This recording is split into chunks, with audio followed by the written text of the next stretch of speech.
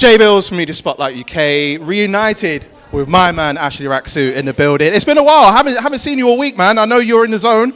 Like, you're still doing a lot of microphone work. Like, I've been seeing all week. Like, is that a conscious thing for you to do? So I was doing some of the microphone work on the open workout because I was like, that's like 4 days away from fighting. Yeah. So I have a little bit more energy.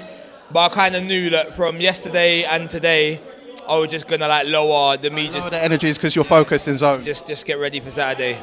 Well, one thing I got to highlight is your unique form of training with Miles involving a lot of orange juice.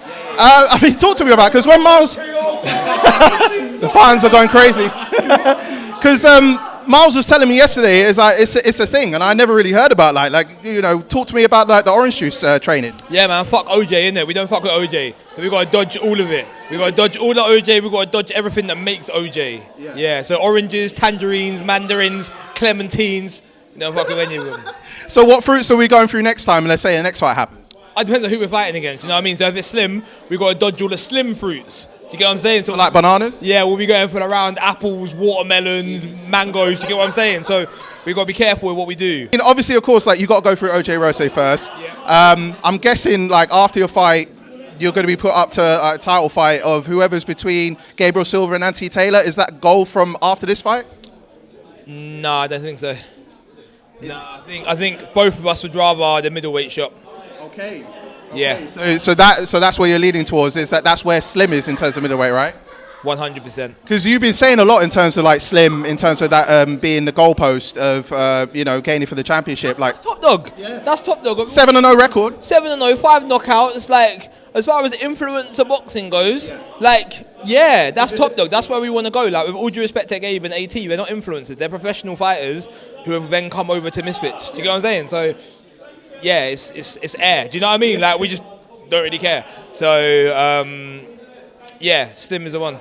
We know there's a lot of positivity with you, but obviously you got your mission at hand is OJ Rosé, and we've been speaking off camera. Like literally, what I've been seeing in it, especially the interview that you put out, what was it, 2 days ago at the open workout? You were giving a lot of smiles, a lot of like banter back and forth. Is that kind of a way to get into his head? Because you said like aggression ain't gonna go nowhere. Like if that's the case. No, aggression ain't gonna go anywhere. But also, I'm not ever gonna force the situation. I'm not gonna be someone that I'm not. Yeah. Do you know what I mean? Like I like doing this. I'm here to have fun. I do respect him as a person. So I'm not going to suddenly turn on a different persona and start trying to call him out of his name.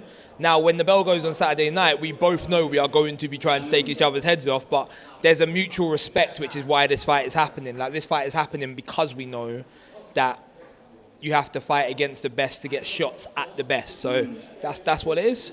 And a few final things from me. Obviously, Miles Rak-Su, your brother. Obviously, he's facing DTG. You've seen his training like throughout. Obviously, like you work together with Luke Groves. How's the process been in terms of like getting your brother involved? And obviously, he's been training for quite some time, right? No, actually. No? So he's been like in and around the gym, but he hasn't really been training for that long. His camp for this was quite short because DTG was supposed to fight against Master Uguay. And then when the Uguay fight pulled out, that's when I said to DTG, Miles will step in. He actually hasn't had that long, but Miles is a bit of a freak of an athlete. He's basically a super soldier. So, I don't see any scenario whereby DTG comes out of this winning. Obviously, he's got more experience and he's had 2 fights, and Miles is going to be under the bright lights for the first time. So that definitely creates a situation where there's some jeopardy. That's Jake Morit walking past there. That's the big boss. I can't foresee a scenario in which Miles doesn't have his hand raised at the end of that fight. Finally, from me, of course, obviously your aim is Slim. We know that KSI is going to be fighting again this year. Is that still another target of yours to get a fight with KSI in the future, depending on if he does more regular fights in the future? Do you know what it is? Yeah, it's like if you were going to start a business, right, and you were going to write up a business plan, you'd be looking at year 1. I want to create a product, start selling it, and I want to turn over 100 grand. Right? That's what you want. Yeah. That's your goal. Yeah. Now, if year 1 you made 10 million, you'd be gassed. But you're not going to say it's your goal. Right. That's KSI to me. Sure. Do you get what I'm saying? Like, obviously, like, this year, he's probably not going to be fighting me. But if Mams gives me a call and is like, yo, Ash JJ wants to fight you at Vicarage Road in Watford, then obviously it's a yes. Do you know what I'm saying? So, I've got other bits of business to handle before you get to that point. Because getting that type of fight isn't just about your boxing skills. It also comes down to following, social media engagement, clout, the narrative, the story, all of that. So I would have to literally wipe out OJ, Slim, Salt. Who else is like a big name? Probably like Jake Paul. No, Jake wouldn't fight me. To even get to that, I'd have to beat probably like a couple of MMA fighters. Maybe if I beat him, I'd have to beat so many people that everyone was saying Ash is number one. Right. And then that would incentivize like JJ to even think about it. Otherwise, it's not going to happen. So what can fans expect tomorrow night? Because this is a fight I'm really looking forward to. It seems like a 50-50 vibe in terms of like the both dynamics of both of you. So what can fans expect tomorrow? A really high level boxing match. Yes. I think if you're a fan, if you're a purist of the sport of boxing and you're a Misfits fan as well, you're going to see two people that even if you just look at us on that stage, we've obviously taken it very seriously. Do you know what I mean? There's probably a combined body fat percentage of like 10 between both of us. Like, we've both clearly worked very hard. We're both very athletic. If you go back and you watch our fights, we both picked up some fundamentals. Not to say that we're amazing, but there are some fundamentals there that will be at play. And we've both known about this fight for at least 8 weeks, so we had enough time to game plan for each other and to prepare for it.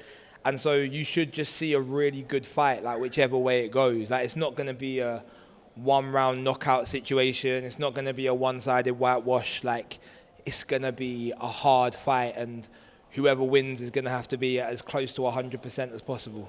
Well, I know it's going to be a war, and I know you've got to prepare. So, Ashley, I appreciate your time. Can't wait for tomorrow, and I wish you all the best, my brother. Thank you, man. Thank you so much, man. Go do your thing.